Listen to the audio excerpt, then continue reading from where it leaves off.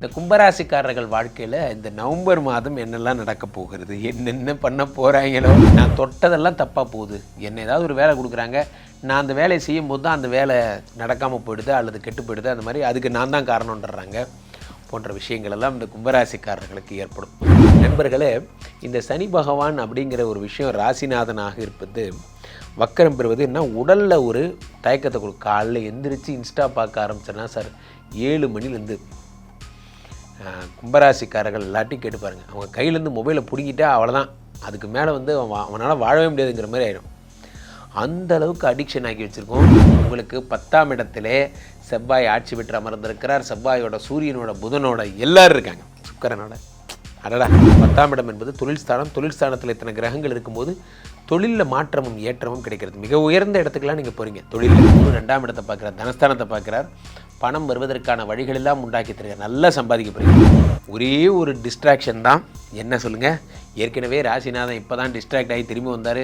வந்தோடனே குருஜி இவ்வளோ தூரம் சொன்னீங்க, இப்போது அடுத்து என்ன டிஸ்ட்ராக்ஷனு, ராசியிலே ராகு இருக்கிறார். ராசியில் ராகு இருந்தால் என்ன ஆகும், உங்களுக்கு எண்ணங்கள் டிஸ்டர்ப் ஆகும். ராசியில் ராகு இருந்தால் உங்களுடைய வாழ்க்கையில் தேவையில்லாத எக்ஸு எல்லாம் வருவாங்க. ரொம்ப கேர்ஃபுல்லாக இருங்க. இந்த நேரத்தில் தான் நீங்கள் ஜாக்கிரதையாக இருக்கணும். மனசை போட்டு குழப்பிக்கக்கூடாது. யார் ஃபோன் பண்ணாலும் யார் என்னென்னு தெரிஞ்சுட்டு பேசுங்க. பெரும்பாலும் ஒய்ஃபே சந்தேகப்படக்கூடிய அமைப்புகள்லாம் இந்த பீரியடில் தான் ஏற்படும். எண்ணங்களை சீர்படுத்துங்கள். போகாதிபதி உடம்பில் உட்காந்துருக்கும் போது உடம்பு போகத்திற்கு அலைகும். எப்படின்னா குடிக்கிறது, ஜாலியாக இருக்கிறது, பார்ட்டிக்கு போகிறது, பப்புக்கு போகிறது, ஃபன் பண்ணுறது, உங்கள் எண்ணங்கள்லாம் எப்படி ஆகிடும், வெறும் என்ஜாய்மெண்ட்டு ஃபன்னு இப்படியே போயிடும். அப்போது கும்பராசிக்காரர்கள் ரொம்ப பொறுப்புடன் இருந்து உங்களுடைய எண்ணங்களை கேரக்டரை பார்த்து கும்பராசிக்காரர்கள் தேவையில்லாத ஆண்களுடனும் அறிமுகம் இல்லாத பெண்களுடனோ அறிமுகம் இல்லாத ஆண்களுடனோ பேசவே கூடாது. தேவையில்லாமல் உங்கள் மனசு டிஸ்டர்ப் ஆகும். அதுக்கு வழி உண்டாக்கிறாதீங்க. கும்பராசிக்காரர்கள் எல்லாமே சிறப்பு தான். கம்முன்னு இருந்தால் சோசியல் மீடியாவை தூக்கி போடுங்க, கையில் இருக்கிற இன்ஸ்டா ரீல்ஸை தூக்கி போடுங்க, நல்லா இருப்பீங்க. உலகெங்கிலும் இருக்கும் பக்தி இன்ஃபோ நேயர்கள் அனைவருக்கும் வணக்கம். நான் உங்கள் ராம்ஜி. நவம்பர் மாதத்தை பொறுத்தவரையிலுமே ஒரு முக்கியமான மாதம். காரணம் என்னவென்றால் டிசம்பர் மாதத்துக்கு முந்தின மாதம். இது என்ன இப்படி சொல்கிறீங்க, டிசம்பர் மாதம் நாம் இலக்கை அடைய போகிறோம், அதற்கு முன்பு நம்மளை ப்ரிப்பரேஷன் பண்ண, என்ன எல்லாம் ரெடி தானே, டார்கெட் அச்சீவ் பண்ணிடலாம்ல அப்படின்னு சேல்ஸில் இருக்கிறவங்களாக இருக்கலாம், அல்லது இல்லற வாழ்க்கையில் நம்ம வந்து ஒரு இந்த ஒய்ஃபுக்கு இவ்வளோ நகை வாங்கணுங்கிற டார்கெட் இருக்கிறவங்களாக இருக்கலாம், கார் வாங்கணும்னு நினச்சிட்டு இருந்து சத்தியம் பண்ணவங்களாக இருக்கலாம், ஏதோ ஒரு விஷயம். அப்போது நம்ம இலக்கை நோக்கி போயிட்டுருக்கோமாங்கிற முக்கியமான மாதமாக இந்த மாதம். இது எல்லாத்தையும் தாண்டி அதிச்சார குரு பயிற்சி நடக்கின்ற மாதம், சனி வக்கர நிவர்த்தி அடைந்த மாதம், அப்போது செவ்வாய் விருச்சிகத்தில் ஆட்சி பெற்ற மாதம். இப்படி இந்த மாதத்தின் பெருமைகளை சொல்லிட்டே போகலாம். இது எல்லாமே சேர்ந்து இந்த மாதம் மாபெரும் ஒரு பெரிய பெரிய விஷயங்களை நிகழ்த்தவிருக்கிறது. அவ்வகையிலே எந்தெந்த ராசிக்காரர்கள்லாம் வெளிநாடு போக போகிறீங்க, யார் யாருக்கெல்லாம் குழந்தை பிறப்பு ஏற்பட போகிறது, யார் யாரெல்லாம் வந்து மிகப்பெரிய உயரங்களை தொட போகிறீங்கிறத ராசி ரீதியாக நாம் பார்த்து விடலாம். கும்பராசிக்காரர்களை பொறுத்த வரைக்குமே, கும்பராசிக்காரர்கள் என்றாலே குதூகலம் தான் வாழ்க்கையில். இந்த கும்பராசிக்காரர்கள் வாழ்க்கையில் இந்த நவம்பர் மாதம் என்னெல்லாம் நடக்க போகிறது, என்னென்ன பண்ண போகிறாங்களோ. கும்பராசிக்காரர்கள் கடந்த ஒரு 4-5 மாதமாக, ஐயா வணக்கம் ஐயா, ஏன் இவ்வளோ பதட்டமாக இருக்கீங்க, பின்ன என்ன சார் அக்கௌண்ட்டில் திடீர்னு 5000 ரூபா பணம் போட்டாங்க, எனக்கு பக்குன்னு ஆயிடுச்சு சார், ஏன் திடீர்னு ரொம்ப நாளாக பணத்தையே பார்க்காம பணத்தை பார்த்தோன்னே என்ன செய்கிறதுனே எனக்கு ஒன்றும் புரியல சார். கும்பராசிக்காரர்கள் வாழ்க்கை ஒரு திசை மாறிய காற்றாக மாறிவிட்டது. எப்படி சொல்கிறது, அப்படி ஒரு போட் மாதிரி தான், ஒரு பட்டம் போல தான். காற்றடித்தால் அந்த பட்டம் வந்து என்ன ஆயிடுச்சு, திசை மாறிய பட்டமாக மாறிவிட்டது. நாங்கள் எது பண்ணாலும் ஏதாவது ஒரு ப்ராப்ளம் வந்துகிட்டே இருக்குது சார், என்ன பண்ணுறதுனே தெரில, நான் தொட்டதெல்லாம் தப்பாக போகுது, என்ன ஏதாவது ஒரு வேலை கொடுக்குறாங்க, நான் அந்த வேலையை செய்யும் போது தான் அந்த வேலை நடக்காமல் போயிடுது அல்லது கெட்டு போயிடுது, அந்த மாதிரி அதுக்கு நான் தான் காரணம்ன்றாங்க போன்ற விஷயங்கள் எல்லாம் இந்த கும்பராசிக்காரர்களுக்கு ஏற்படும். ராசியிலே என்ன நடக்கிறது என்றால், ராசிநாதன் சனி பகவான் 2ஆம் இடத்துல தனஸ்தானத்துக்கு வந்தார், வந்த உடனே வக்கரமாயிட்டார். சார் இவெல்லாம் ஒரு ஆளா சார், இவர் தான் நீங்கள் ஃபாதர் ஆஃப் த எனக்கு ஃபாதருங்கிறீங்க. மே மாதம் வந்தார் சார் என் father, June July August September October November ஆயிடுச்சு சார், இப்போ வரைக்கும் அந்த ஆள் வக்கரமாகவே இருக்கான். வக்கரமாக இருந்தாலும் பரவாயில்ல, உக்கரமாகவும் இருக்கான். 2ஆம் இடத்துல இருந்து வர்ற பணத்தெல்லாம் கெடுத்து விட்றான் சார் போன்ற விஷயங்கள்லாம். அதெல்லாம் இந்த மாதம் சரியாக போகிறது. இனிமேல் சனி பகவான் நார்மலாக போகிறார். நண்பர்களே, இந்த சனி பகவான் அப்படிங்கிற ஒரு விஷயம் ராசிநாதனாக இருப்பது வக்கரம் பெறுவது என்ன, உடலில் ஒரு தயக்கத்தை காலைல எந்திரிச்சு இன்ஸ்டா பார்க்க ஆரம்பிச்சேன்னா சார் 7 மணிலேருந்து கும்பராசிக்காரர்கள் எல்லாத்தையும் கேட்டு பாருங்கள், அவங்க கையிலேருந்து மொபைலை பிடிங்கிட்டா அவ்வளோதான், அதுக்கு மேலே வந்து அவனால் வாழவே முடியாதுங்கிற மாதிரி ஆயிடும். அந்த அளவுக்கு அடிக்ஷன் ஆக்கி வச்சுருக்கோம் இந்த டைம் வேஸ்ட் பண்ணுற எல்லா விஷயங்களும். எதெல்லாம் நமக்கு 5 பைசா பிரயோஜனம் இல்லையோ அதை மட்டும்தான் பண்ணிகிட்டு இருப்பாங்க. ஸோ நிறைய பேர் இந்த கட்சி பின்னாடி சுற்றுறது, நிறைய பேர் வந்து பார்த்திங்கன்னா வேலை பழப்பை விட்டுட்டு வேறு ஏதாவது பண்ணுறது, சம்மந்தமே இல்லாமல் ஒரு ப்ராஜெக்ட் எடுத்து அதை ஒர்க் பண்ணிகிட்டு இருக்கிறது, யாராவது ஒருத்தர் கூப்பிட்டு ஒரு வேலை கொடுத்தா அந்த வேலையை செய்கிறது போன்ற விஷயங்கள் எல்லாம். நமக்கு வேலை என்ன, நம்ம ஃபோக்கஸ் என்ன, அதை நோக்கி பாடுறான்னா நம்ம எல்லா இடத்துலையும் கையை வைக்கிறோம். காரணம் என்னென்னா, அந்த ராசிநாதன் டிஸ்ட்ராக்ட் ஆகிட்டார், ராசிநாதன் கன்ஃபியூஸ் ஆகிட்டார். இந்த நவம்பர் மாதம் உங்களுக்கு 10ஆம் இடத்திலே செவ்வாய் ஆட்சி பெற்று அமர்ந்திருக்கிறார். செவ்வாயோட, சூரியனோட, புதனோட எல்லாரும் இருக்காங்க, சுக்கிரனோட. அடடா, இதை விட ஒரு சூப்பரான நேரம்ங்கிறது வேறு எதுவும் கிடையாது. ஏன்னா 10ஆம் இடம் என்பது தொழில் ஸ்தானம். தொழில் ஸ்தானத்தில் இத்தனை கிரகங்கள் இருக்கும்போது தொழிலில் மாற்றமும் ஏற்றமும் கிடைக்கிறது. மிக உயர்ந்த இடத்துக்கெல்லாம் நீங்கள் போகிறீங்க தொழிலில். வாழ்க்கையிலே நண்பர்களே, நல்ல பிஸ்னஸ் ஓடிச்சுன்னா அதோட சந்தோஷம் வேறு எதுவுமே கிடையாது. உங்களுக்கு ஒரு தைரியம்ங்கிறது எப்போ வரும்னு நீங்கள் நினைக்கிறீங்க? நல்ல பிஸ்னஸ் பண்ணும்போது தான் தைரியமே வரும். எனக்கு என்ன சார், ராஜாவிட்ட கண்டுபிடி, எனக்கு என்ன ப்ராப்ளம், எனக்கு ஒரு ப்ராப்ளமும் கிடையாது, நான் ஹாப்பியாக இருக்கேன் போன்ற பிரச்சனை. அந்த வார்த்தை எங்கேருந்து வருது? கடை நல்லா ஓடி நல்லா சம்பாதிச்சிங்கன்னா அந்த வார்த்தை தன்னால் வரும். எனக்கு என்ன குறை, நான் நல்லா இருக்கேன் போன்றதெல்லாம் அப்போ தான் வரும், அது வரைக்கும் வராது. ஸோ அப்போது 12ஆம் இடத்துல யார் இருக்கார்? 12 கூடிய சனி பகவான் 2ஆம் இடத்துலேருந்து வக்ர நிவர்த்தி பெறுவதும், 10ஆம் இடத்துல 10லே ஒரு பாவி இருந்தால் அரசனை போல் யோகம் உண்டு. 10ல் ஒரு பாவி இல்லை சார், 3 பேர் இருக்காங்க. அது குரு வேற பார்த்துடுறார். எல்லாத்துக்கும் கூட முத்தாய்ப்பாக குரு 2ஆம் இடத்தை பார்க்குறார், தனஸ்தானத்தை பார்க்குறார். பணம் வருவதற்கான வழிகளெல்லாம் உண்டாக்கி தருகிறார். நல்லா சம்பாதிக்க போகிறீங்க. ஒரே ஒரு டிஸ்ட்ராக்ஷன் தான், என்ன சொல்லுங்கள்? ஏற்கனவே ராசிநாதன் இப்போ தான் டிஸ்ட்ராக்ட் ஆகி திரும்பி வந்தார். வந்தோடனே குருஜி இவ்வளோ தூரம் சொன்னீங்க. இப்போது அடுத்து என்ன டிஸ்ட்ராக்ஷனு? ராசியிலே ராகு இருக்கிறார். ராசியிலே ராகு. ராசியில் ராகு இருந்தால் என்ன ஆகும்?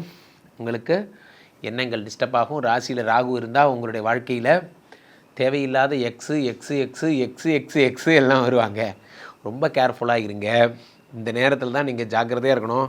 மனசை போட்டு குழப்பிக்கக்கூடாது. யார் ஃபோன் பண்ணாலும் யார் என்னென்னு தெரிஞ்சுட்டு பேசுங்க. பெரும்பாலும் ஒய்ஃபே சந்தேகப்படக்கூடிய அமைப்புகள்லாம் இந்த பீரியடில் தான் ஏற்படும். ராசியிலே ராகு வருவது மிக மோசமான விளைவுகளை உண்டாக்கக்கூடிய ஒரு விஷயமாக கருதப்படுகிறது. ஆகையினாலே இந்த கும்பராசிக்காரர்கள் எண்ணங்களை சீர்படுத்துங்கள். போகாதிபதி உடம்பில் உட்காந்துருக்கும் போது உடம்பு போகத்திற்கு அலைகும். எப்படின்னா குடிக்கிறது, ஜாலியாக இருக்கிறது, பார்ட்டிக்கு போகிறது, பப்புக்கு போகிறது, ஃபன் பண்ணுறது, உங்கள் எண்ணங்கள்லாம் எப்படி ஆகிடும்? வெறும் என்ஜாய்மெண்ட்டு, ஃபன்னு இப்படியே போயிடும். அப்போது கும்பராசிக்காரர்கள் ரொம்ப பொறுப்புடன் இருந்து உங்களுடைய எண்ணங்களை, கேரக்டரை பார்த்துக்கோங்க. நிறைய யூடியூபர்ஸ் என்ன பண்ணுறாங்க, நிறைய ஜோதிடர்கள்லாம் என்ன சொல்கிறாங்க? தனத்தை பாருங்கள், பணத்தை பாருங்கள், அதை பாருங்கள், இதை பாருங்கள். சார், கேரக்டரை பாருங்கள், கேரக்டரை பாருங்கள், அதுதான் ரொம்ப முக்கியம். ராசிநாதன் வேறு வக்கரம் பெறும்போது ராசியில் ராகு இருக்கும்போது ரொம்ப க்ளீன் ப்ரொஃபைலாக இருக்கணும். க்ளீன் ப்ரொஃபைலாக இருக்கிறது உங்களுக்கே நல்லது. உங்கள் மேலே உங்களுக்கே ஒரு மரியாதை வரும். கௌரவமான வாழ்க்கை என்பது எல்லாருக்கும் கிடைப்பதில்லை. கிடைச்ச வாழ்க்கையை மிஸ் பண்ணக்கூடாது. கும்பராசிக்காரர்கள் தேவையில்லாத ஆண்களிடனோ, அறிமுகம் இல்லாத பெண்களுடனோ, அறிமுகம் இல்லாத ஆண்களுடனோ பேசவே கூடாது. தேவையில்லாமல் உங்கள் மனசு டிஸ்டர்ப் ஆகும். அதுக்கு வழி உண்டாக்கிறாதீங்க. கும்பராசிக்காரர்கள் எல்லாமே சிறப்பு தான்.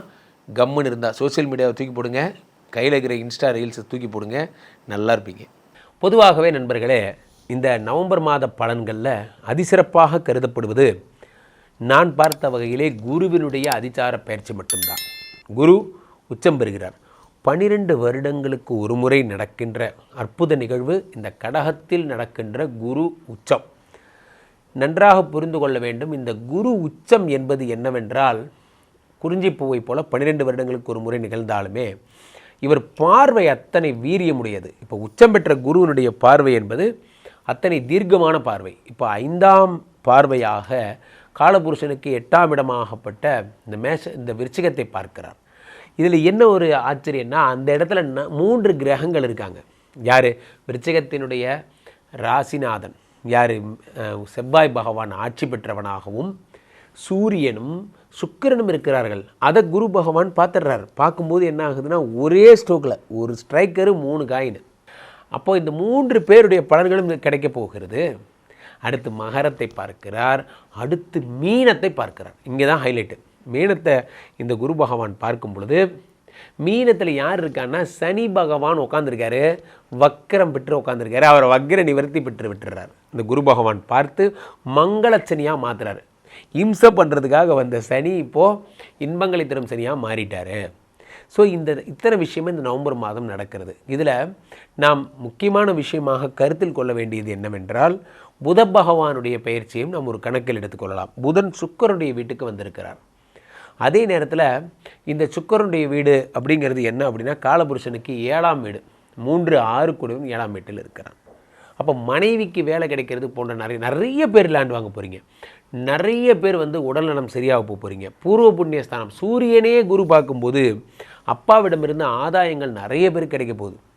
இந்த மாதம் முழுவதும் வெறும் மகிழ்ச்சியும் மங்களமும் தொழிலை நோக்கிய உங்களுடைய பயணமும். நிறைய ஸ்டார்ட் அப் பிஸ்னஸ் இந்த மாதம் தான் வரப்போகுது. புதுசாக கடை தொடக்கிறவங்களாம் இந்த மாதம் தான் தொடக்க போகிறீங்க. போன்ற கடன்களை அடைக்கிறதெல்லாம் இந்த மாதம் தான் அடைக்க போகிறீங்க. அப்படி இந்த மாதம் முழுவதும் இந்த ட்ரையாங்குலர் பலன்கள் எது, குருவினுடைய உச்சமும் சனியினுடைய வக்கர நிவர்த்தியும் ப்ளஸ் 3 கிரகத்தை குரு பார்க்கின்ற நற்பலனுமாக சேர்ந்து அள்ளி அள்ளி அள்ளி அள்ளி உங்களுக்கு பலன்களை தரப்போகிறார்கள். இந்த மாதம் யாருக்கெல்லாம் சனி வக்கர நிவர்த்திக்கு பிரீத்தி பண்ணணும்னு நினைக்கிறீங்களோ திருநள்ளாறு போயிடுங்க. இங்கே பக்கத்தில் சென்னையில் இருக்கிறவங்க தான் பொழிச்சலூருக்கு போங்க, குச்சனூர் போங்க. இங்கெல்லாம் சொல்லி இங்கே அகத்தீஸ்வரர் கோயில்னு பேர், குரோம்பேட்டை பக்கத்தில் இருக்குது. சென்னை குரோம்பேட் பக்கத்தில் அகத்தீஸ்வரர் கோயில். அங்கே போனீங்கன்னா அங்கே இருக்கிற சனி பகவானை பார்க்கலாம். அதே மாதிரி குருவுக்கு சென்னையிலேயே இருக்குது திருவலியதாயம்னு பேர். பாடியில் இருக்கிற கோயில், பாடி சிவன் கோயில், திருவலியதாயம் அப்படின்னு பேர். இங்கே இருக்கிற கோயிலில் இருக்கக்கூடிய சிவபெருமானை வழிபட்டிங்கன்னா அது குருஸ்தலம். ஆக இதை 2 மட்டும் பண்ணுங்கள். இந்த நவம்பர் மாதம் எண்ணற்ற நற்பலன்களை கொண்டு வருது. என்ன தான் கொண்டு வந்தாலும் நம்ம தான் வேலை செய்யணும். வேலை செய்கிறது நம்ம பொறுப்பு தான். ஒரு முடிவெடுங்க, நிறையா ஒர்க் பண்ண ஆரம்பிங்க. கீழே போய்ட்டுருக்கு இந்த 2 நம்பரை கூப்பிடுங்க. உங்களுடைய சொந்த ஜாதகத்தை பார்த்து கொள்ளுங்கள். உலக புகழ் வாய்ந்த நமது விஸ்வரூப விஷ்ணுமாயா எழுந்தருளி இருக்கக்கூடிய புனிதமான இந்த ஸ்ரீமடத்திலே தினசரி நடக்கின்ற விஷ்ணுமாயா ஹோமங்களில் கலந்து கொள்ளுங்கள். மீண்டும் ஒரு நல்ல பதிவில் சந்திப்போம். நன்றி, வணக்கம்.